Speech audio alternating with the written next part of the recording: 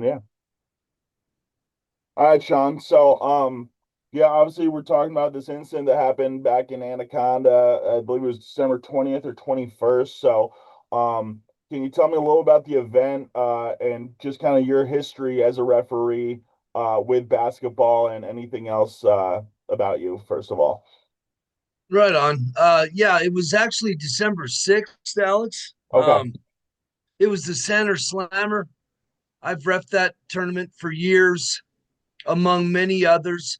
Since I coach at the high school level, I've always thought refing would be kind of a conflict of interest or just timing. It'd be too much. So I loving being involved with youth. I thought refing the fourth through eighth grade stuff would suit me well, and it would allow me to, just be a mentor really. You don't ref those games to break the bank, unless you're looking for some Friday night money or something. You want to look like somebody at the bar with a little affluence. It's not my style. I do that stuff because it's an opportunity to connect with young people.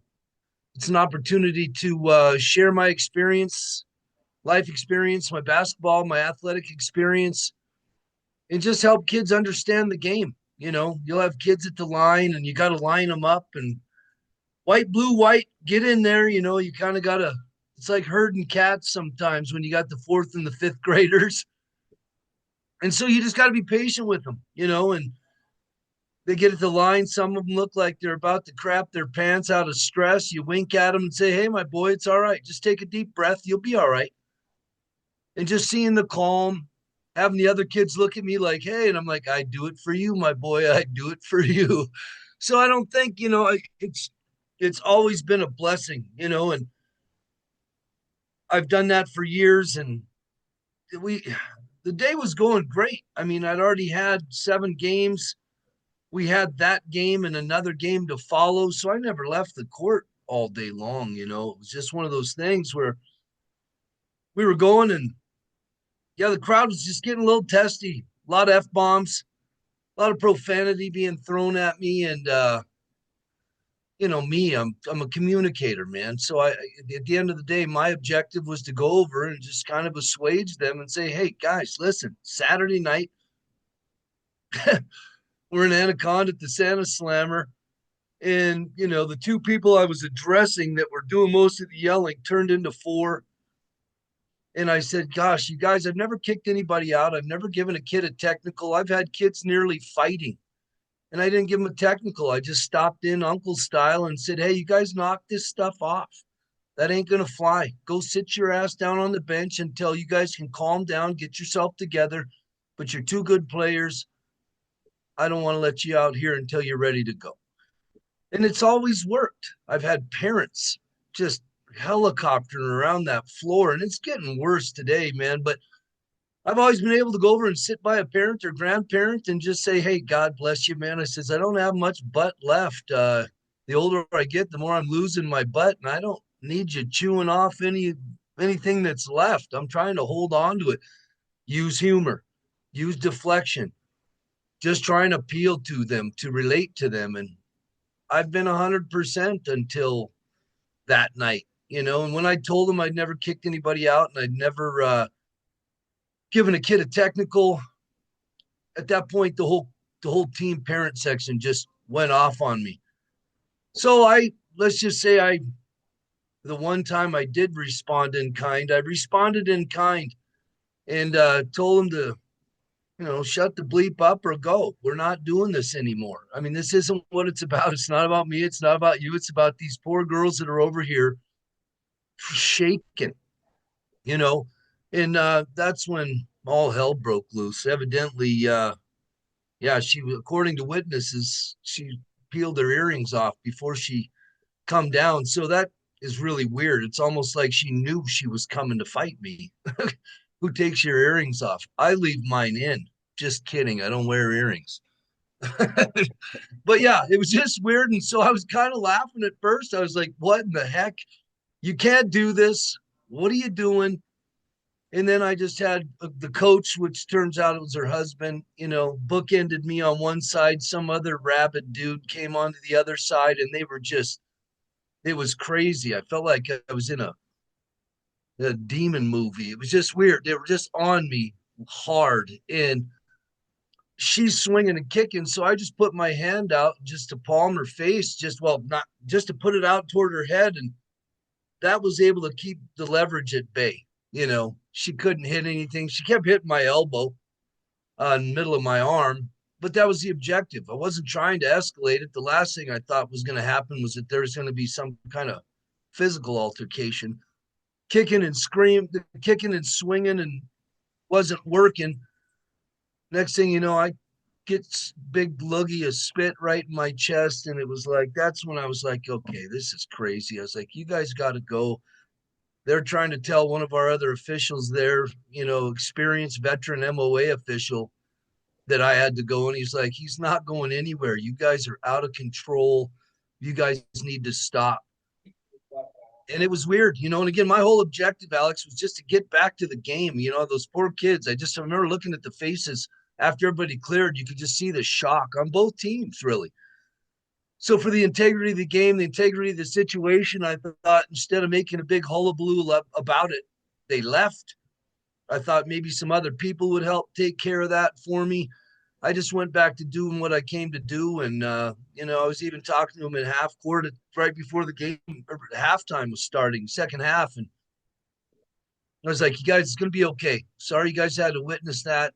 That's the last thing I thought was going to happen. But I'm sorry that it escalated like that. I just want you guys to finish strong. And, the coach is yelling across the court at me, don't talk to our girls. And it was just weird. It was just really weird. Let it go, forgot about it. And,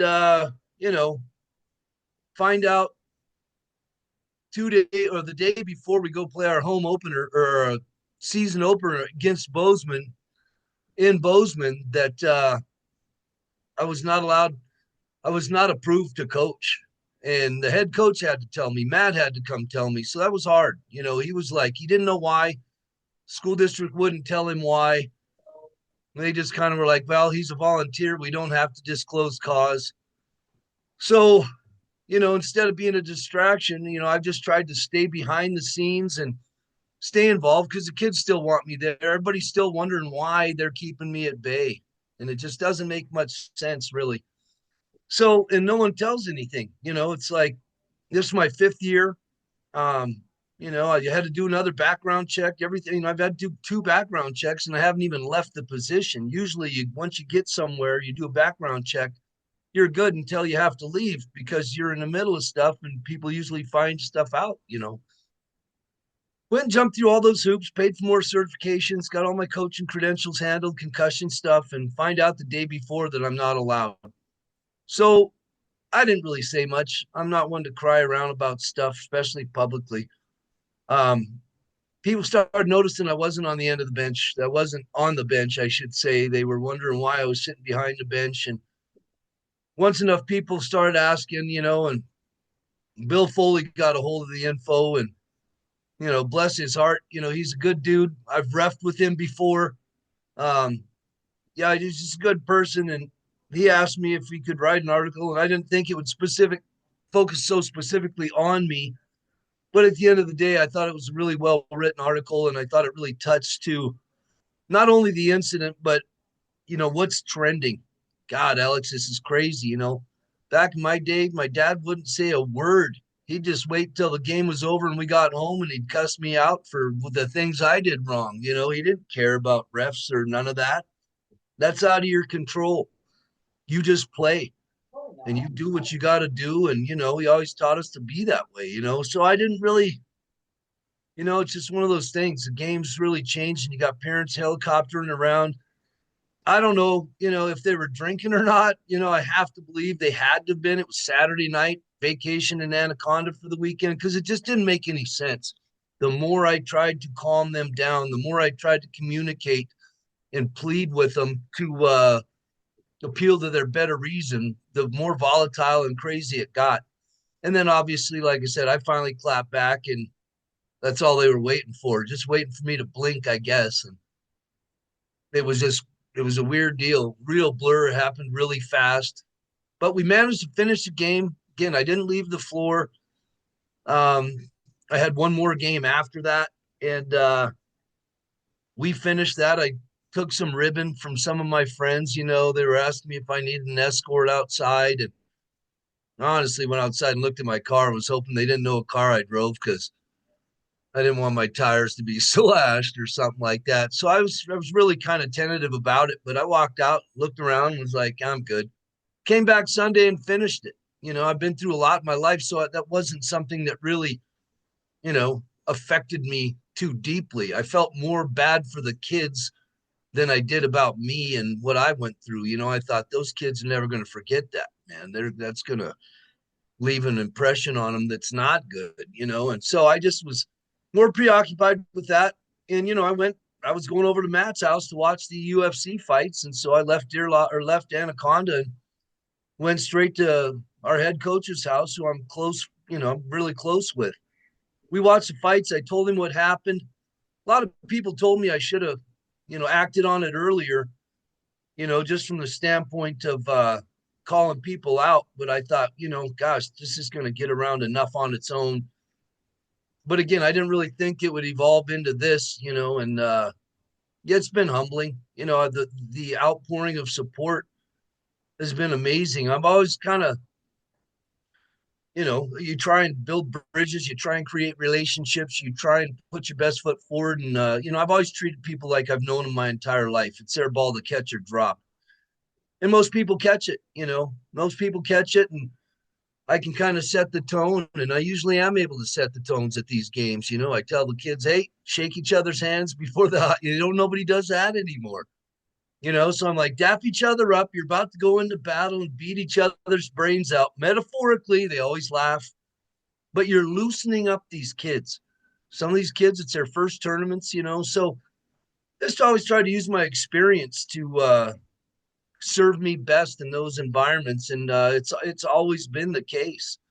And like I said, it was unfortunate that it happened, and then to find out that all this had some type of consequence to me not being approved, all tongue in cheek, and being a volunteer, he's not worthy of telling cause. They didn't have much to go on, evidently. So I think that's maybe why they held it. I don't know, but now that everything's on the table, everything was filed Friday, and I didn't even have to file. Once the officers watched the security footage, they put it up themselves. I mean, they knew exactly what to file there just on account of what they saw, and it was pretty clear, pretty obvious.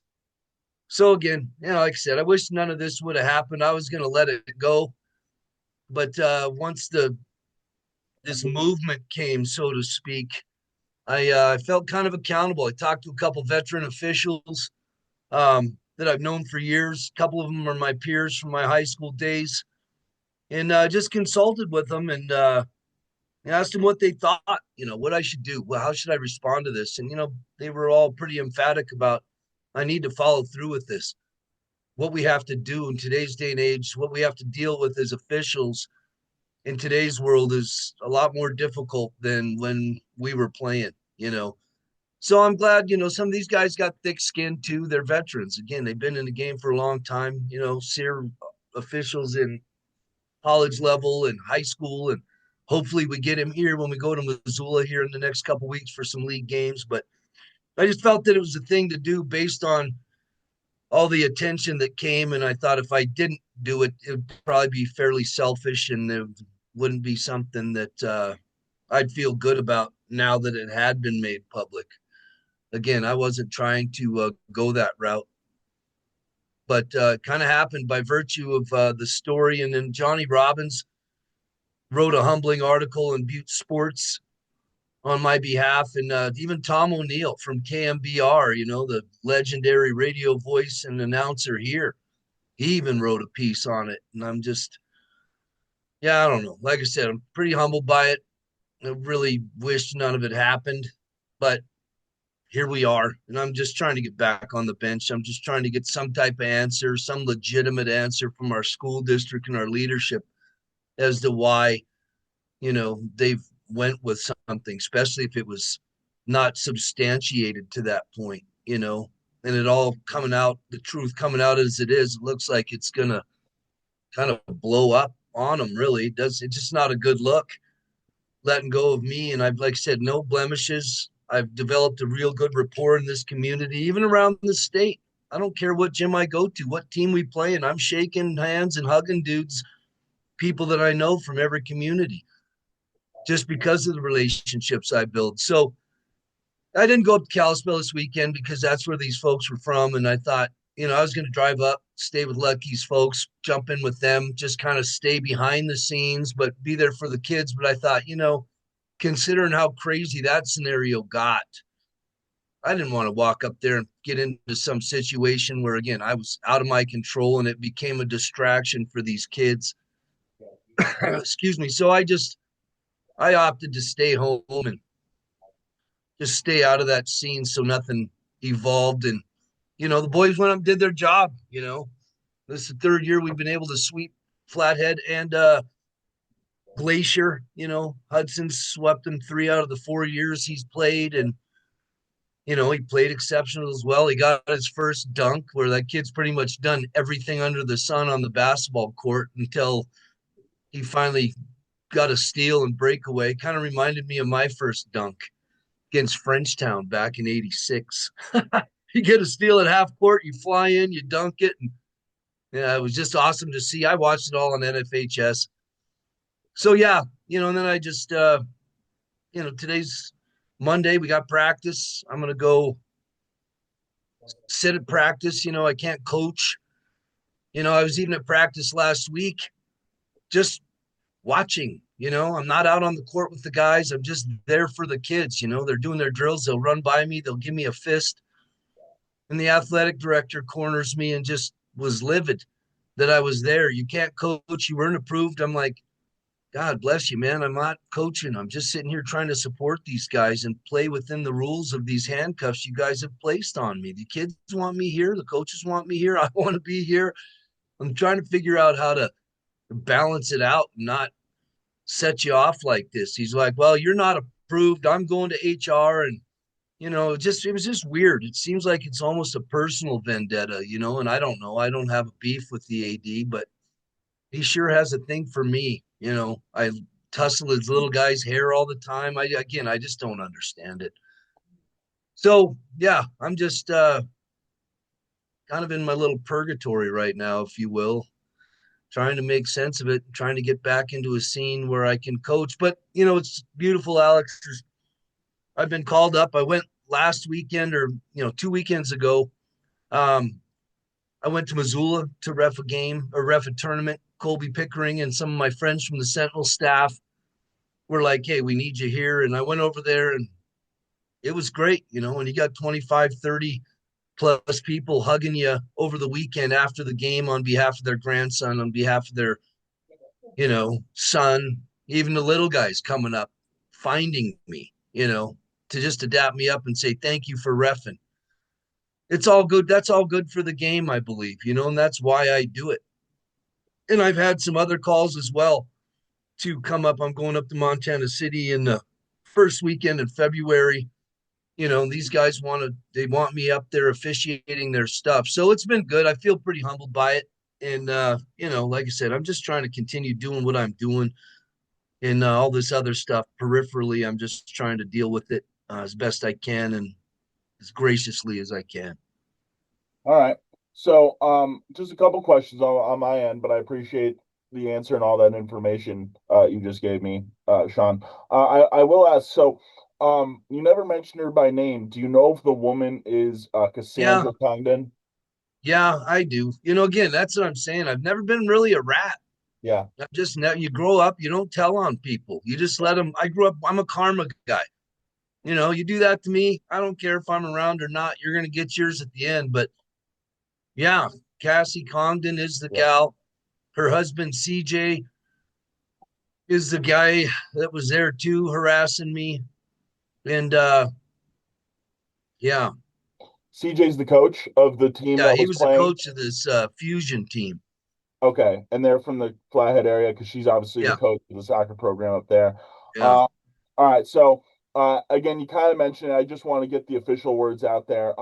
So you are going to be taking action against Cassie Congdon. Yeah, the ball's already rolling on that. Again, by on account of a lot of people encouraging me to do that just for the sake of the game and protecting the integrity of the officials, and maybe using this as an example of for people to see what can happen when you lose control of your emotions and for whatever reason. Again, I could speculate all day, but there was something little off that night, and none of those behaviors seemed to be warranted based on the conversation I was trying to have with them. And the more I talked, the worse it got. So that's when I just got definitive with my response and said, nope, shut it down or let you guys can go. I'm not putting up with this. Um, Shaun, I will ask you this just to give you a chance to defend yourself because I've reached out to Cassie to potentially get an interview with her. Haven't heard back yet.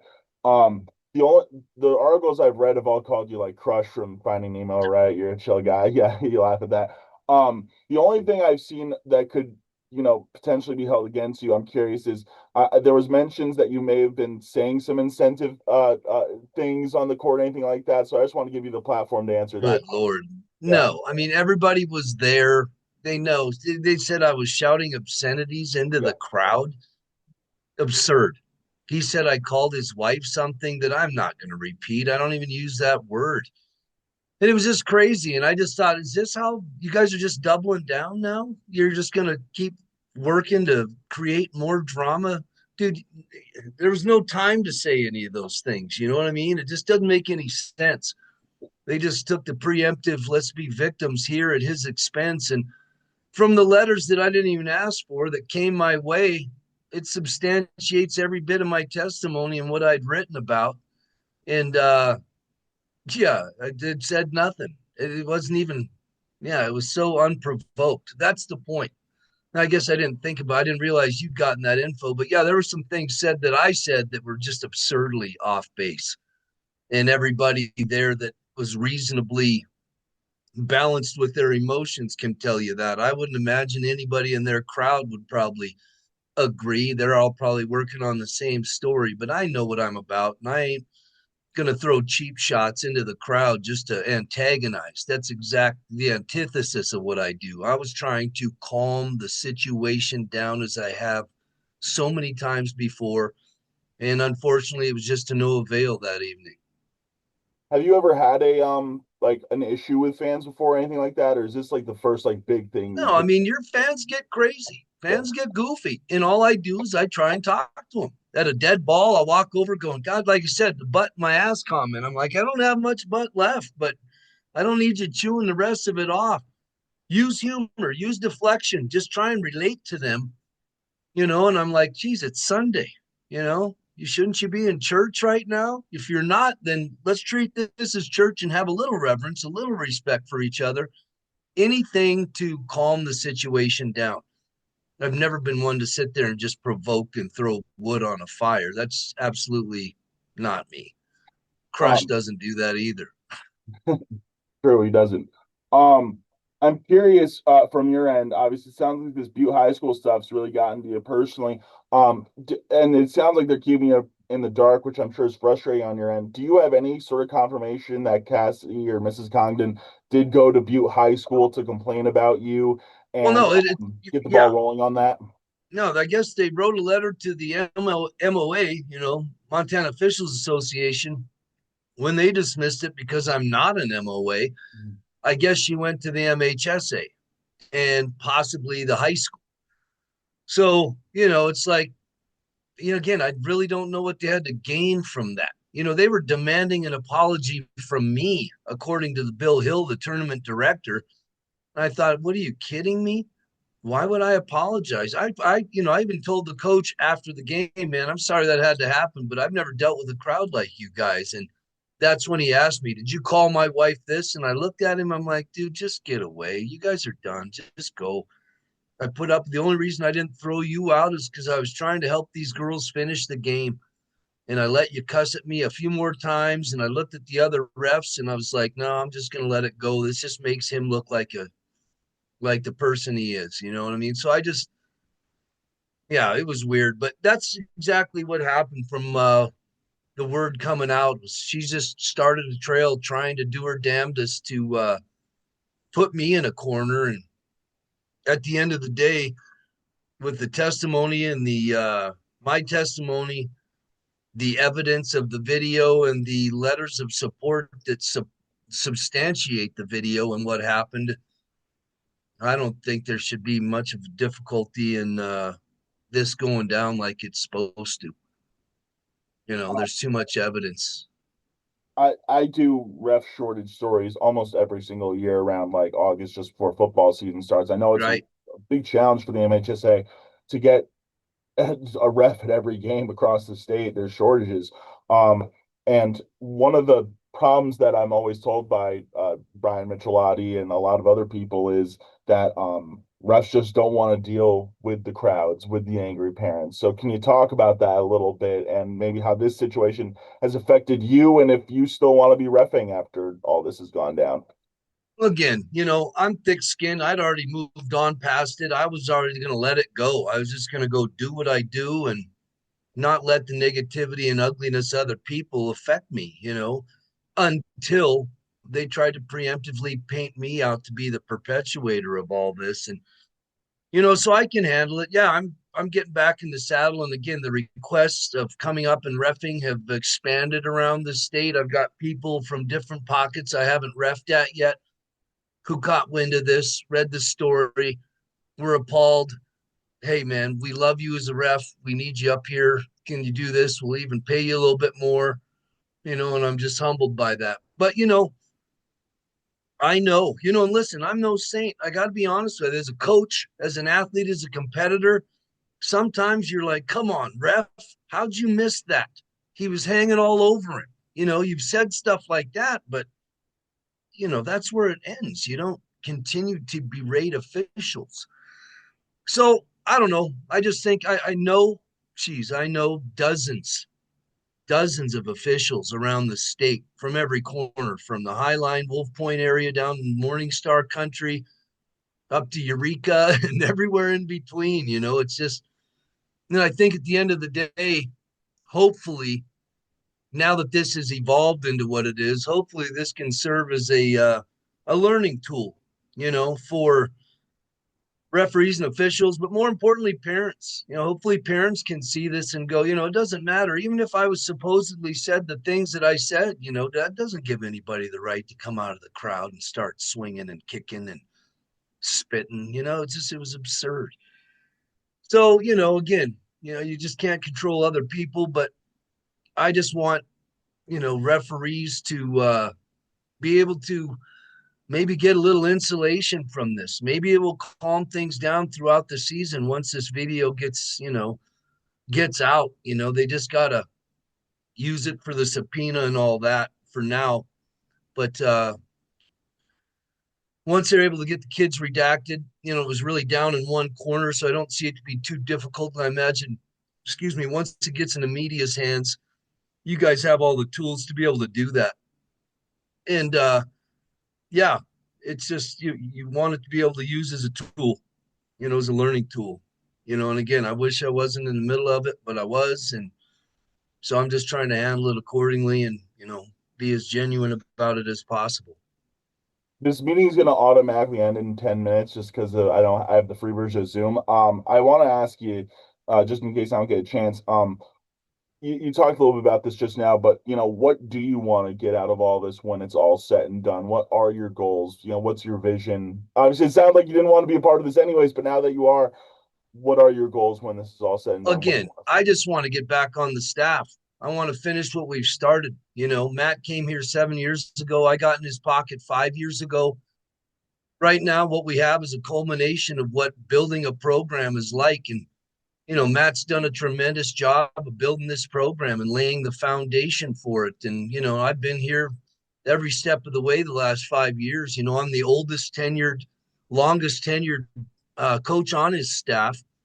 So I found that to be very ironic that I was the first volunteer of the three to go. The other two are young guys that just started last year and the year before, or this year, last year and this year. So, yeah, I just want to get back on the staff. I want to be able to get back and doing what I'm doing, what I came over here to do. I came over here to help Lutke do what he's doing with this program and to be the, you know, most facilitating kind of person I could be for him. Whatever he needs, I try and come through for him.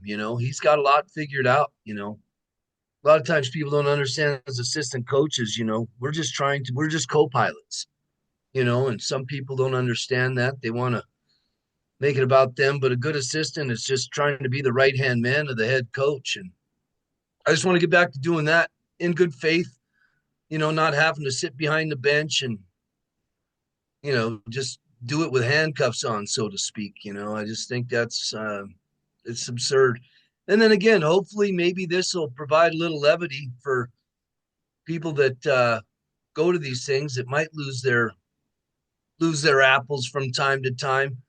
Hopefully, this can serve as a measuring tool by which they know not to fill their cup that high with emotion, because once that starts pouring, it creates a scene like that. Nobody wants that on them. Nobody. I I think one of the ways that this will really reach viewers is to see what happened. And I know that there's a recording of it that was done in the gym. I was curious if you had a copy of it. I've been working with so I've been working with Anaconda Police for the past like 5 days now, and still haven't heard back. We're gonna send our Butte reporter in there tomorrow, in person to see what we can get done about that. It has something to do with the cops having to utilize it first for their purposes. Yeah, And then after that, after the subpoena and after all the legality stuff is done, it'll be available for, it's public, yeah. Freedom of Information Act. You guys will have access to it. But again, and I think you guys understand this professionally, but it was bad enough for the kids that were there that had to go through that, so the whole objective is once it gets out, I hope to God people have the discretion and the salt to blur out any minors that are in the thing, because they had to witness it themselves. Kids that weren't even on that team playing for other teams are still talking about it, unfortunately, but so once that gets done, but at the end of the day, like I said, trying to keep it all at bay was my only objective.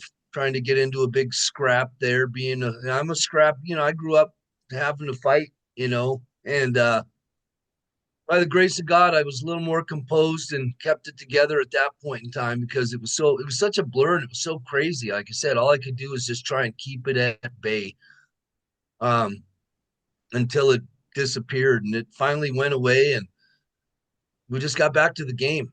I had a few other people going, dude, how are you even, why didn't you kick the whole team out and this and that? And I'm like, again, I didn't want it to have such a traumatic effect on these kids. So it might sound sappy, but that's how I roll. That's my MO, man. These kids call me Uncle Wetz for a reason, and I treat them like they're my nieces and nephews. You know what I mean? It's that simple. I love them, tussle their hair, put my foot in their ass every once in a while, saying, "Hey, knock it off. You're better than that." But they trust me, and that's it. That's why I do what I do, because I'm able to establish trust with kids and people that I work with, and yeah, that's just how it is. While I can't control what the Anaconda police version of the video will put out, I can assure you anything we use will blur minors because No, and I I'm on that figured same as page as much. you are at the end of the day with that. Righteous. Yeah. All right. Shaun, I think that's all I got from you on my end of things. Is there anything you want to say before I let you go that maybe we didn't cover? No, not at all. Just straight to the point. I want this over, and I want the people that are able to watch this to be able to learn from it. Hopefully, it can serve as a learning tool for people down the line. Again, I hate being in the middle of it all, but once the video hits, I think it's going to get a lot of people's attention, because it shows pretty clearly what went down, and I certainly wasn't the guy trying to fuel the fire. Cool.